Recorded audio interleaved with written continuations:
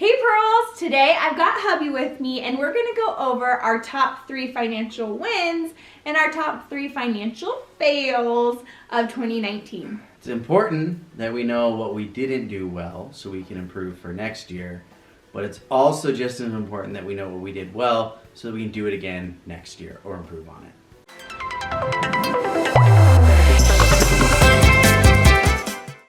Welcome back Pearls, I'm Brittany.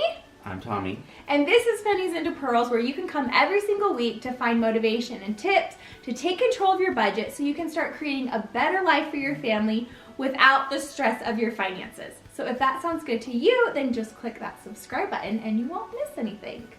So we're going to start with the fail. We're going to do a fail, a win, a fail, a win, and then we'll end on a win. That'll be good. So what is our first fail of 2019? We did not improve our savings account.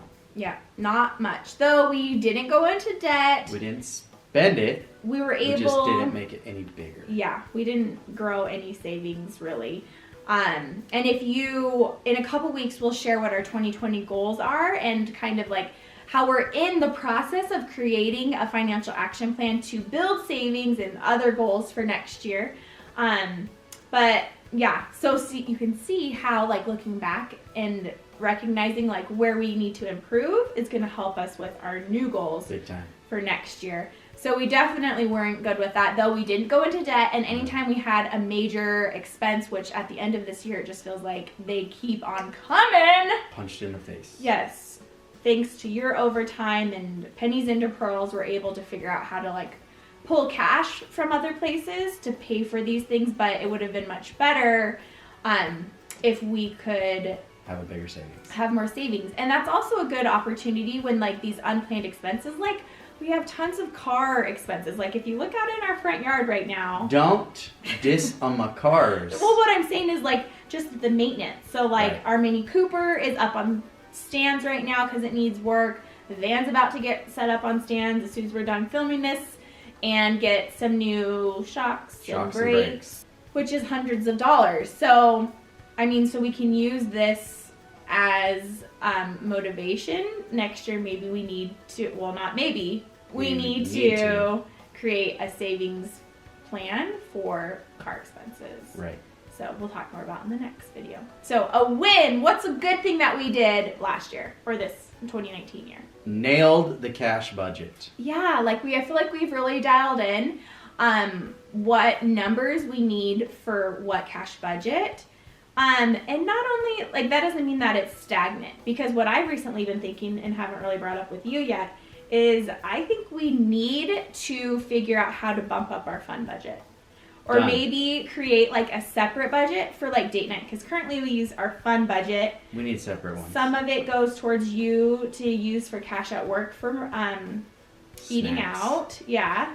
And then we use it for babysitter, we use it for date night, we use it for like fun little snacks that the kids and I do. So Will you guys get snacks? So do you. Separating it out would be better. So that's one thing that we've been doing really well though this year is I think just being really attentive to our cash budget and adjusting, intentional and adjusting it when we need to. So that's a good thing that we did. Okay, our second fail for 2019 is that one thing that we really wanted to do and got super excited at the beginning of the year was to start working on being more responsible for our retirement. Yes. So we got super motivated and then did nothing. Yeah. Which is a bummer. Because it comes back to, I mean, there's room in our finances to be even more intentional with the way we're spending our money. Right. We kind of have become a little bit lazy, I think, with our spending. Though, again, we're not getting into debt and we're using cash, but it's like, I don't know, we could definitely make room to be more intentional. And I think we'll find that we have room to actually contribute to a retirement and other savings goals. Like, so a lot of people on here already know that you're a cop, we have a pension, but why do we want to do our own retirement savings? We want to be responsible for how we live when we retire. So pension's a great thing, but it's through a city municipality. So we can't always trust that they're going to take care of our money correctly or wisely. So it's important that we are in control of what happens as opposed to letting someone else be in control. So if it works out like it's supposed to and the pension is still there when I retire, that's great. It just means we're going to have an additional funding through our own personal retirement so we can do even more things. But we want to set up ourselves so we're completely financially independent in retirement. We don't have to rely on anything else. Yeah, because you never know. Like when we're counting on somebody else to be responsible for our retirement, that just feels risky. Scary. Yeah, so we want to be in control of that. So Right. we'll do better next year, won't we? Yes! We'll do better. So our second win is we survived a pay cut. Mm-hmm. Not your Not me, pay cut. her. Though, oh yeah, that's our next one. Yeah, so Pennies into Pearls has been doing great. Thanks to everyone that comes and watches and participates in our community. So big thank you to everyone. But I still have taken a pretty big pay cut this year. Like almost like we've just been taking out pretty much the bare minimum that our family needs to survive.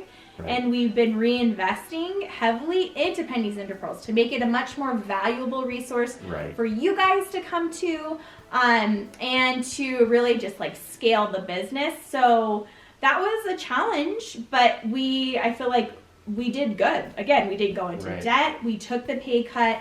We're reinvesting and planning for our future. So that's why we're counting the pay cut as a win, because it's actually setting us up better for next year and the years to come. And we were able to manage through all of the same expenses, even more expenses this year, I feel like, than we have in the past on a lower income. So really it's just reallocating the money as opposed to taking a bigger paycheck. The amount of money is still there, we just use it differently and we've been just reinvesting it.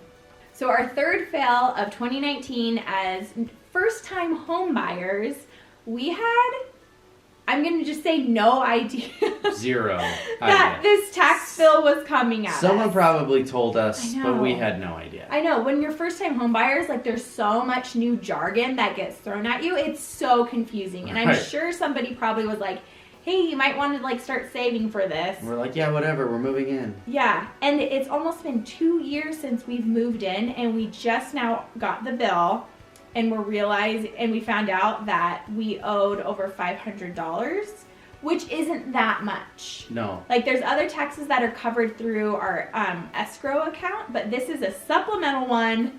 We're learning this, that we are responsible for paying outside of like what is taken care of in escrow.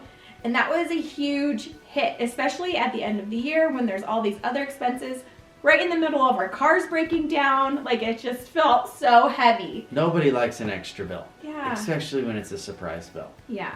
I don't care if it was $5, I didn't want that bill.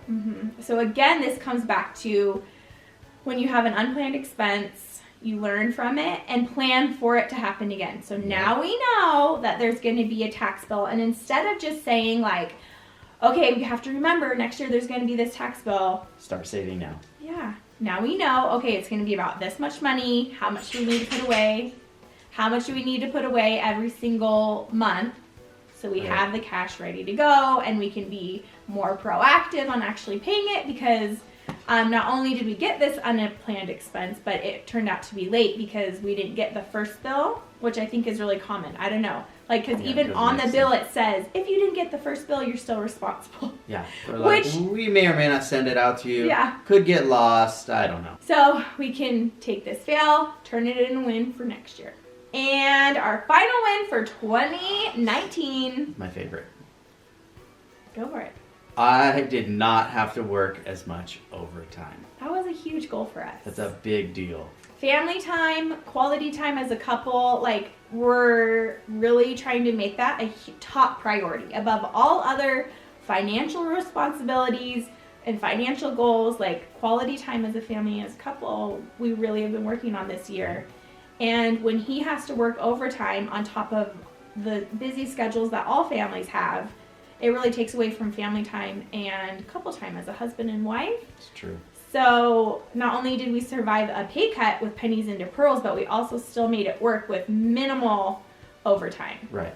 I still did a little bit, but not very much at all. Very, very little compared to years before.